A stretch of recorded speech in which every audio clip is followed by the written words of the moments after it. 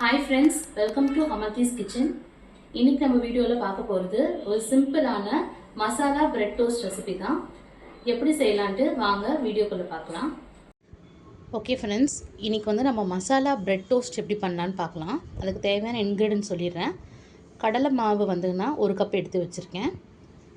Brown whole wheat bread எடுத்து வச்சுருக்கேன். காஞ்ச மிளகா ஒரு 5லேருந்து 6 வத்தல் எடுத்து வச்சுருக்கேன். சில்லி பவுடர் மிளகாத்தூள் ஒரு டீஸ்பூன் எடுத்து வச்சுருக்கேன். ஒரு சின்ன கேரட் எடுத்து வச்சுருக்கேன். ஒரு மீடியம் சைஸ் வெங்காயம், இஞ்சி பூண்டு பேஸ்ட் பார்த்திங்கன்னா 1 டேபிள் ஸ்பூன் எடுத்து வச்சுருக்கேன். அப்புறம் ஸ்ப்ரிங் ஆனியன் வெங்காயத்தாள் எடுத்து வச்சுருக்கேன். இது எப்படி செய்யலான்னு பார்க்கலாம். ஓகே ஃப்ரெண்ட்ஸ், இப்போ எப்படி ப்ரிப்பேர் பண்ணலான்னு பார்க்கலாம். நான் கடலை மாவு 1 கப் எடுத்துருக்கோன்னா இந்த கடலை மாவு ஆட் பண்ணிக்கலாம். அது கூட இஞ்சி பூண்டு பேஸ்ட், ஒரு டேபிள் ஸ்பூன் இஞ்சி பூண்டு பேஸ்ட்.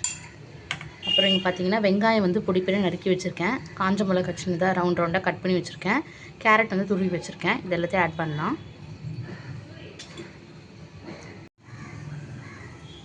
ஓகே, இதெல்லாம் ஆட் பண்ணிவிட்டு மிளகாத்தூள் ஒரு டேபிள் ஸ்பூன் எடுத்து வச்சுருக்கேன். மிளகாத்தூள் நம்ம காரத்துக்கு ஏற்ற மாதிரி நீங்கள் ஆட் பண்ணிக்கலாம். அப்புறம் உப்பு பார்த்திங்கன்னா இந்த டேபிள் ஸ்பூனில் நான் 1/2 டீஸ்பூன் உப்பு ஆட் பண்ணியிருக்கேன். இது எல்லாமே பார்த்திங்கன்னா நம்ம தண்ணி மிக்ஸ் பண்ணிக்கலாம். ஃபஸ்ட்டு நல்லா கோட் ஆகணும் எல்லாமே. உங்களுக்கு கொஞ்சம் கலர்ஃபுல்லாக வேணும்னா நீங்கள் பீட்ரூட் கூட துருவி ஆட் பண்ணிக்கலாம். உங்களுக்கு நல்ல ஒரு பிங்க் கலரில் உங்களுக்கு கிடைக்கும்.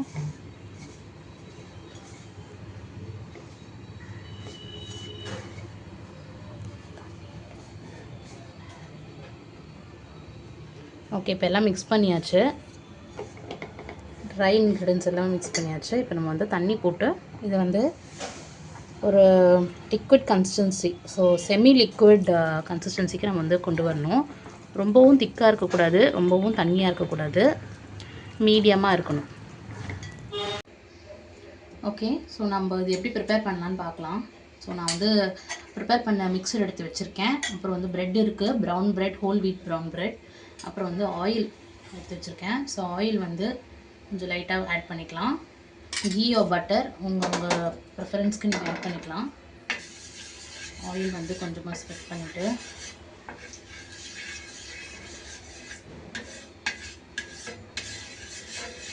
பிரெட் டோஸ்ட் தான் பண்ண போகிறோம். ஸோ ஆயில் கொஞ்சம் பரளமாக இருந்தால் கரெக்டாக இருக்கும். இப்போ நம்ம ப்ரௌன் பிரெட் எடுத்து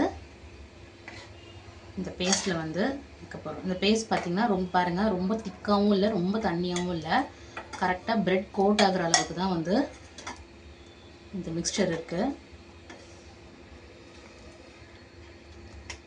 ஸோ பாருங்கள், நல்லா ஒட்டிடுச்சு பிரெட்டோட.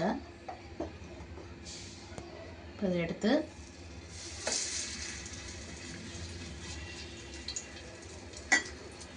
அப்படியே நம்ம பாயில் பண்ண போகிறோம். ஸோ ஆயில் கரெக்டாக இருக்கும். நம்ம ஸ்லிம்லேயே வச்சுக்கலாம். நான் பிரெட் சீக்கிரமாக பேர்ன் ஆகக்கூடிய ஒரு பொருள். ஸோ அதனால் ஸ்லிம்லேயே வச்சுப்போம். உங்களுக்கு வேணும்னா மேலே நீங்கள் சீஸ் ஆட் பண்ணிக்கலாம். பட் நான் சீஸ் ஆட் பண்ணலை.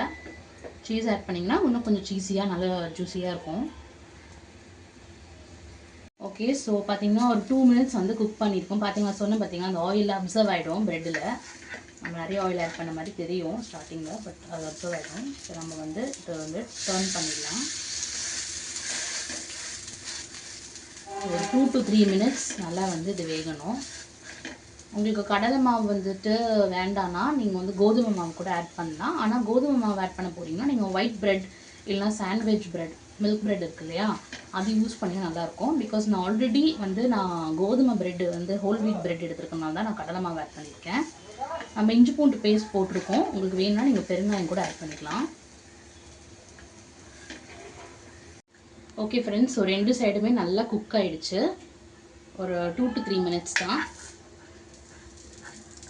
நம்ம இதை பிளேட்டுக்கு மாற்றிடலாம்.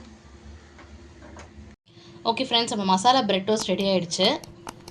காட்டுறேன் பாருங்கள், வெளியே எவ்வளோ கிறிஸ்பியாக இருக்குது, உள்ளே நல்லா சாஃப்டாக இருக்கும்.